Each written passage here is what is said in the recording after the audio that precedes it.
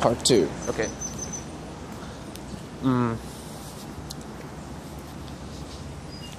Sorry, I felt self-conscious about someone sitting right next to me on the bench. So I was like, I'll talk about this to someone else. So now I'm just walking back.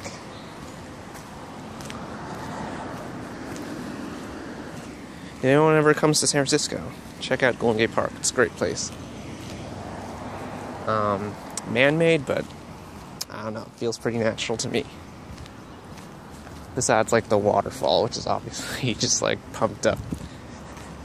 But, alright, so back to the album. So, Sex and Love as Liberation. This is not a new idea. I mean, Stevie Wonder, huge on love as liberation. Prince, big on sex as liberation. So, you know, still pulling, you know, which are both collaborators on this album. Hang on. So, you know, these are not new ideas, but, I think Janelle's perspective as a woman, and a queer woman, makes her a little bit different from, like, those old male, R&B greats. So, you know, yeah. And, you know, it's been so long since Prince, you know, came out with his big records. So it's like, it's cool to have a new icon for that kind of, it's not really political music, but just music with a substantive meaning. This is what I want to say. It's not political. It's just about being yourself. Of course, you can talk about it as if it were political, but to me, it's just about being yourself.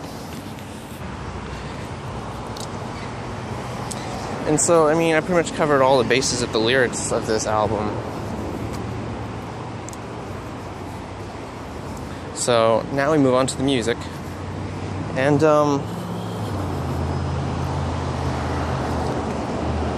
well, I do want to talk about the lyrics a little more, because, okay, that's fine. You know, we have sex and love as liberation. But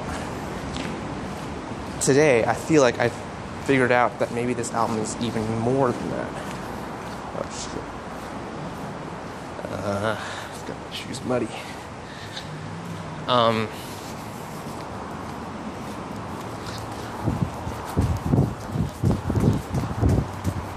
So, behind each of these songs, I mean, actually, I just want you to dig into it yourself, but I'm just gonna say that this album, I think the messages, the slogans of this album have another layer behind them than just this self-expression meaning. Please dig into it yourself. It's similar to Pimp a Butterfly, you know, just come up with your own meaning for it. So, sorry, you probably don't want to hear all that ambulance noise. Yeah, I want to keep doing this. It's be fun to outdoor reviews anyway. So now we get to the music. And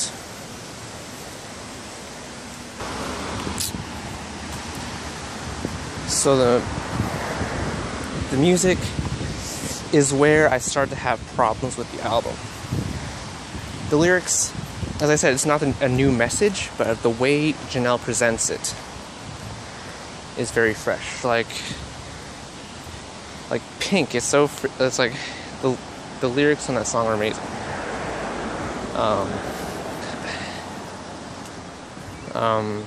Anyways, listen to PYNK, read the lyrics if you haven't, or you don't even need to hear the lyrics. That's what I love about Janelle too. Like, you don't need to hear to read them. Like, it's very audible.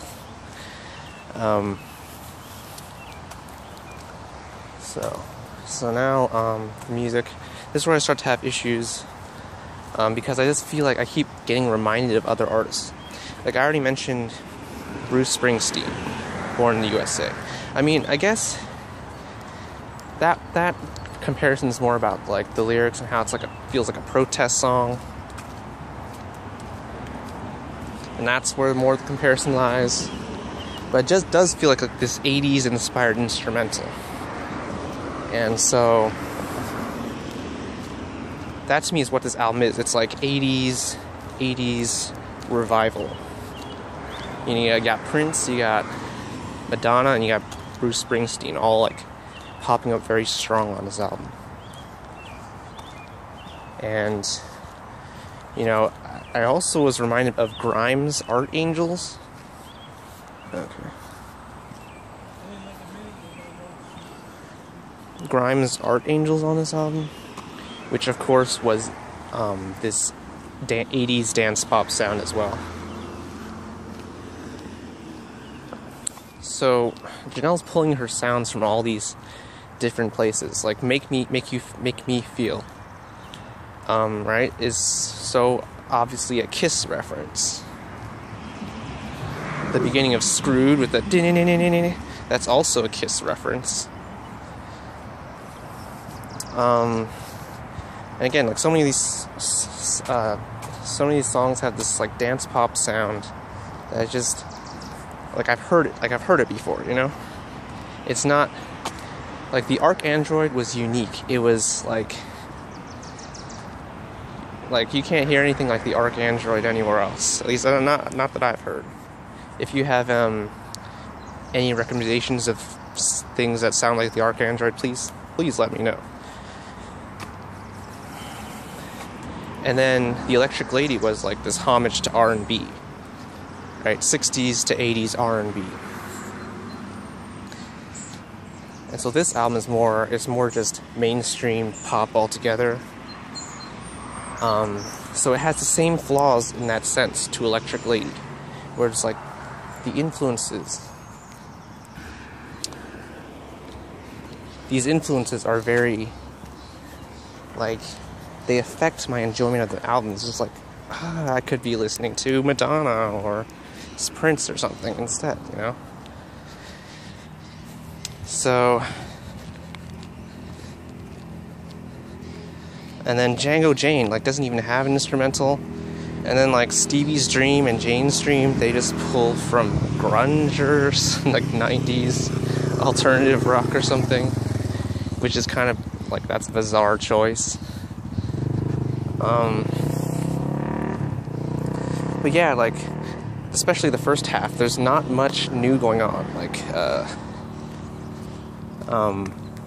Crazy Classic Life has, you know, trap hi-hats going throughout, which is a contemporary idea. Like, the first new idea is probably, like, and the best experimentation is probably on PYNK, which is, like, these really soft vocals, and then you got these little, you just got little sounds that come in, and it's like, dun, dun, dun, dun, they're just, like, twinkling. Like, that's the best experimentation on this album.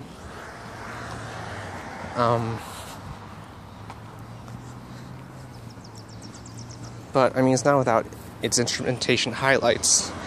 Like, Make Me Feel, despite how Prince Kiss-esque it is, I do like the instrumental, especially when the crunchy guitars come in, which I think were actually recorded by Prince. Like, I always like play along air guitar to those. The harmonies on Brian Wilson's harmonies on the title track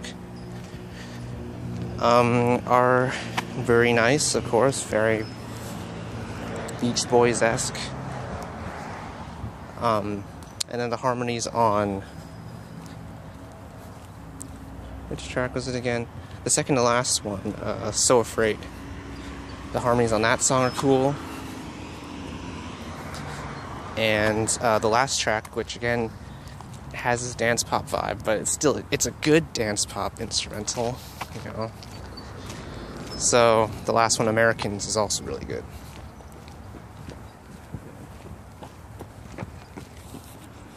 But then you get songs like Django Jane, which doesn't really have an instrumental, and then when she says cue the violins and violas, it's like they come in for 3 notes and then they're gone. So I don't know if that was a mistake or something, but like, even if she had just repeated that phrase, it would have like added some progression to the instrumental. You know? Just repeat those 3 notes for the rest of the song. Like, it would have been add an extra layer to the song.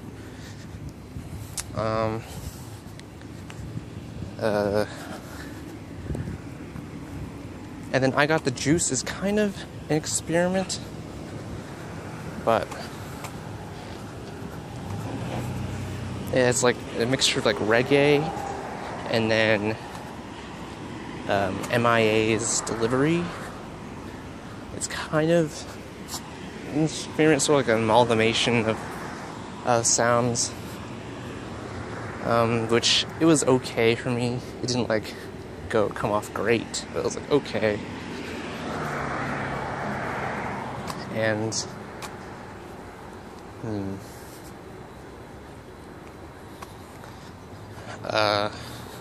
the instrumental on Take a Bite was boring. That's pretty much all I can say about instrumentals. It's like some of them were good on the second half, but the first half was pretty lame.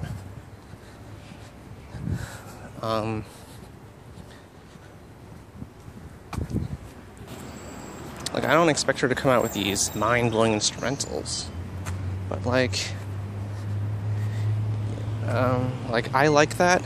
It's very fine, very classy, you know, instrumental that's been done before, and it's, you know, relatively plain, but it works because it fits the mood, you know, it makes it feel sensual and sexy. Like, you just need something, I don't know, I guess I'm just not really I'm not really a big fan of that world-style dance pop that was on, like a Prayer by Madonna, for example. Not a huge fan of that style, so maybe that's it. And finally, I just want to talk about, so I guess I just want to sum it up now. Focused, well-written songs. Lyrics that make you think. Instrumentals are fine, but sometimes too derivative. And so it has a lot of the same flaws as Electric Lady. But I'm gonna put it above the Electric Lady